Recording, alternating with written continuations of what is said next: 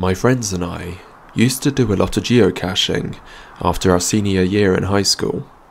For those who don't know what geocaching is, it is essentially a worldwide scavenger hunt. People will select sites and conceal a geocache somewhere unobstructed, then post GPS coordinates on geocaching websites where other searchers can download the coords and locate the cache. Usually people who have found the object, often it's a chest or something hollow, will leave a note or a small personal memento for future searchers to find and appreciate. There are several types of geocaches, and most of them are thematic in nature.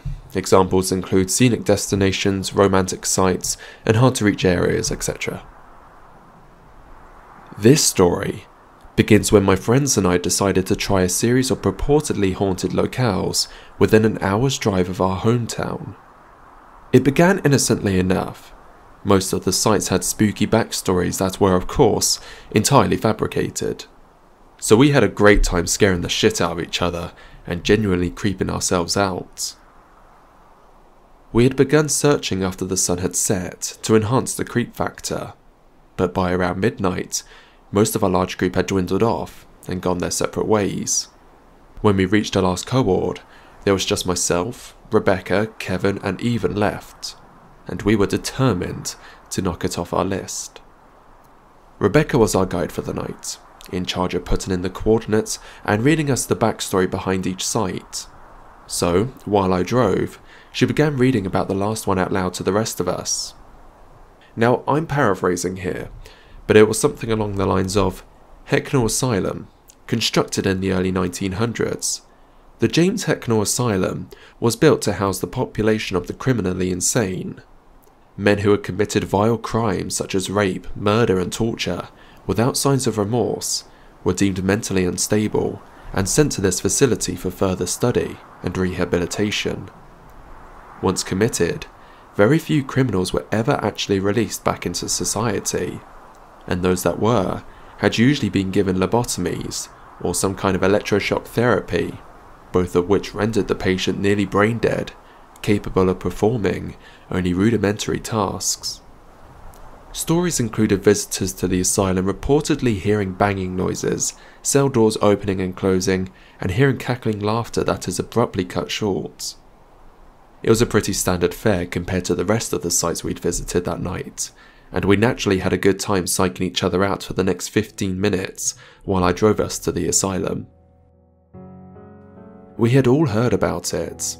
It was in our local area after all, and we all knew it had been condemned and abandoned since as long as any of us could remember, so we figured it would be a great place to run around and be reckless teenagers without the risk of being yelled at by the cops. When we finally arrived, it looked like something straight out of one of those cheesy B-movies they show on sci-fi. Chain link fence with barbed wire around the perimeter. 2 guard towers flanking the main gate, which of course was chained and locked shut with a big "No Trespassing" sign hanging from it.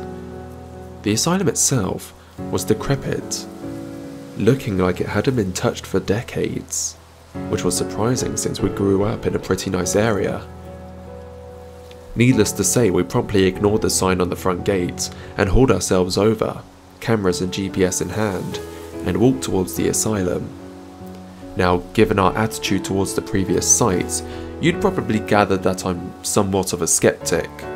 I believe that there are paranormal things that can't be explained yet, but I'm not exactly summoning demons in front of a bathroom mirror.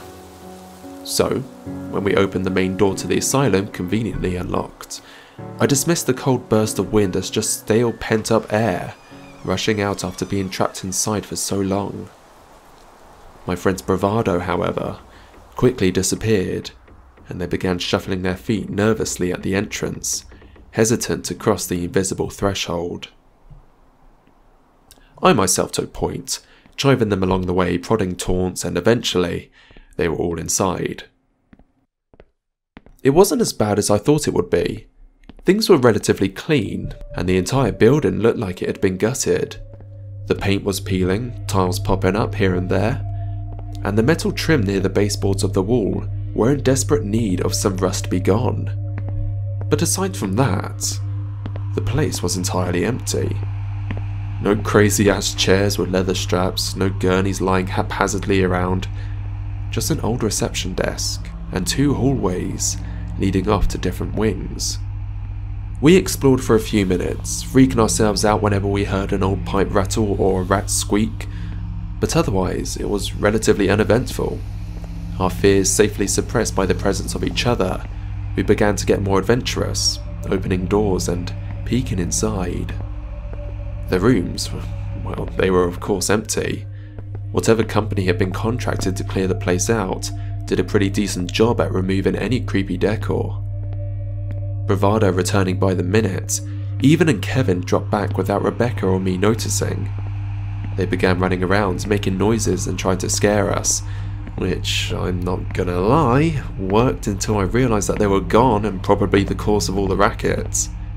Then they returned laughing and breathless to a decidedly paler Rebecca. She seemed to be a lot more put off by the whole place than the rest of us. Well, or at least she didn't hide it as well. She quietly suggested we leave. Not going to be outdone by the other members of the group, I told her she was more than welcome to wait in the car if she wanted, but I was going to stick around for a few more minutes. Exasperated but defeated, she finally caved and followed us where the GPS was leading, the 2nd floor. Now, this is where I genuinely started to feel scared. Before I was just kind of creeped out, but there was something about that whole floor that literally gave me shivers, despite it being a warm summer night. We started opening doors like before, but we were all a lot more sober about it. I guess I wasn't the only one who had that strange feeling. Finally, about midway through the hall, we opened the door to a room, and there, lying in the middle of the floor, was an honest-to-God straitjacket. I am not bullshitting you. Every other room was devoid of object, but there it was.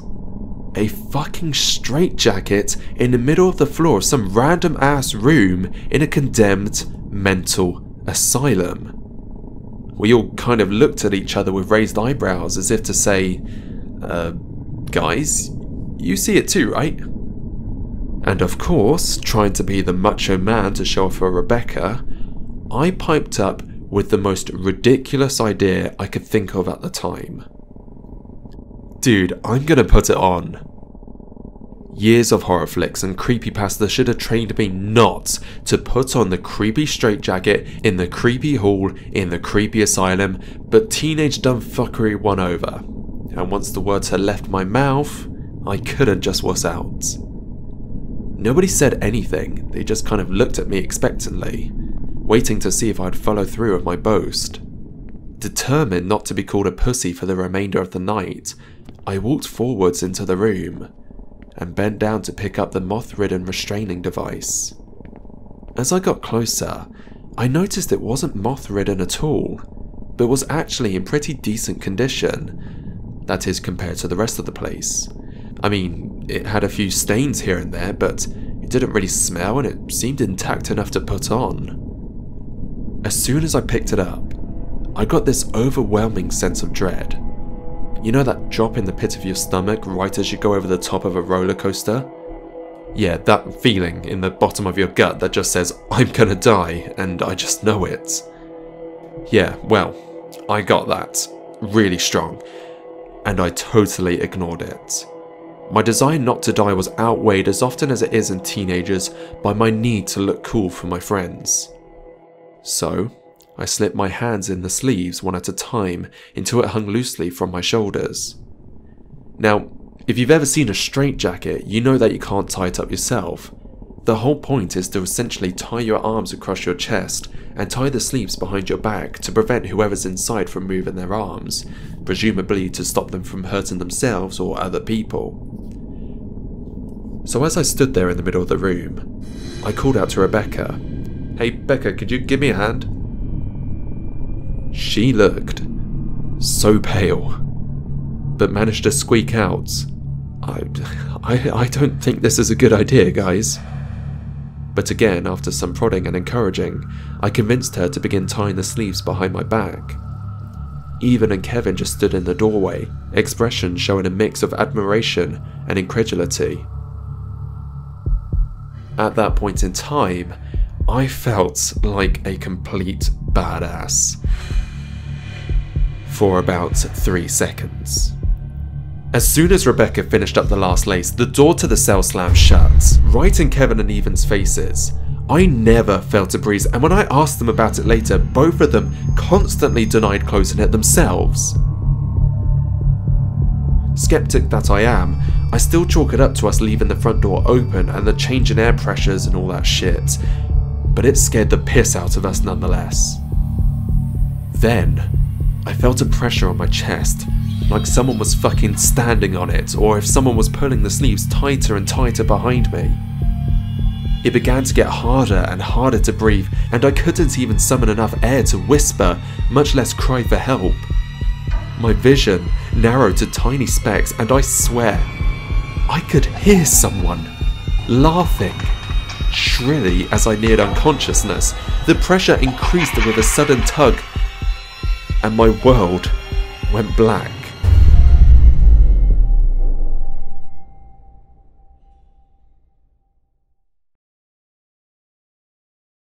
When I woke up, my vision was foggy, or at least I thought it was, until I realised it wasn't just foggy. It was dark, like staring through a lens that had been collecting soot. I blinked a few times and the darkness wavered but didn't dissipate. Now, I've blacked out before, but whenever I woke up, it was nothing like that. Either my vision gradually cleared up or it was blurry, but never in my life have I ever been able to recreate the shadowy haze I saw in the asylum.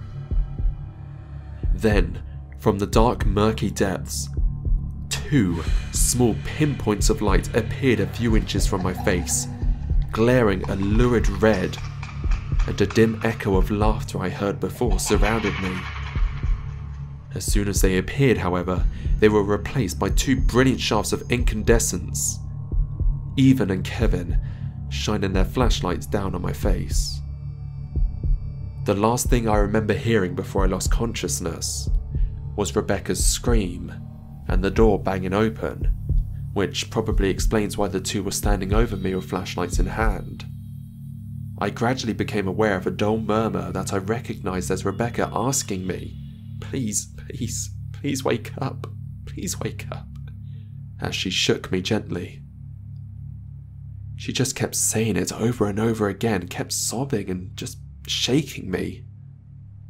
When my vision cleared enough, I glanced over and saw her eyes that were completely red, like she had been crying for a while. Trying to muster some shred of manliness, I found myself speaking in a surprisingly calm voice given how I was actually feeling. I remember distinctly what I said, word for word. "Hey, douchebags, get that flashlight out of my face." Expecting a laugh or anything in response, I was kind of shocked when they just kind of looked at each other, seemingly surprised. "Dude, you're okay?" Evan asked incredulously. "Well, yeah, why the hell wouldn't I be? Becca just tied the fucking thing too tight so I couldn't breathe. Must have passed out from it. How long was I out for anyway?" I received another shared look of disbelief. "Dude," Kevin began slowly, "you've been out for like 15 minutes. We're about to call 911. We kept shaking you. Evan even tried pinching you so hard he drew blood, but you wouldn't wake up." I felt another cold chill run down my spine, and the straitjacket, hanging limply from my shoulders, suddenly began to feel a bit tighter. Hastily, I pulled it off. I tried not to look panicked as I threw it into the corner of the room. Rebecca just sat there, still shaking and crying a little bit, and despite the ordeal I had just gone through, I had enough sense to go over and try to comfort her. We left that place without a word, geocache be damned, and walked back to the car in complete silence.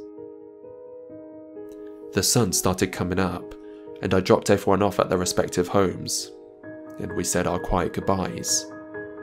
Rebecca was the last stop before I finally made the trip home myself.